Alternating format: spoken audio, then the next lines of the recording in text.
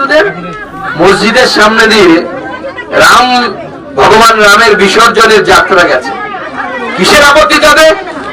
আমরা তো সকাল বিকেল মালদার মানুষ যারা আছি, সকাল বিকেল তো মাইকে আল্লাহু আকবার শুনি, করলে আমাদের তো কোনো অসুবিধা হয় না?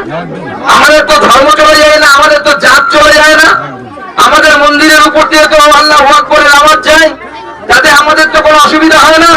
তাহলে মসজিদের সামনে জয় শ্রীরাম বললে আল্লাহর ধর্ম চলে যাবে কেন? আমরা সেটা বুঝতে পারছি না। মমতা বন্দ্যোপাধ্যায় চাইছেন কি? আজকে মালদাতে এই ঘটনা ঘটেছে বৃহস্পতিবার, গতকাল রাত্রিবেলা 12:30 1টা নাগাদ, আমি তখনও ঘুমাইনি, আমাকে মুর্শিদাবাদ থেকে ফোন করলো আমাদের পার্টির লোকেরা। নওদা বলে একটি জায়গা আছে, সেখানে হিন্দুদের দোকান পুড়িয়ে দিয়েছে। মুখ্যমন্ত্রী জয় শ্রীরাম বললে খেপে যায়।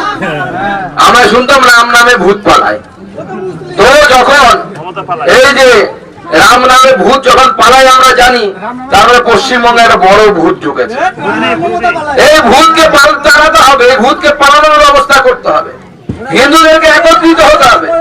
আমরা মনের মাথায় যে গ্রামটাতে দাঁড়ালাম, সেখানে নাকি পুলিশ বলে এসেছে যে আপনাদেরকে নাকি রামনবমী করতে দেবে না।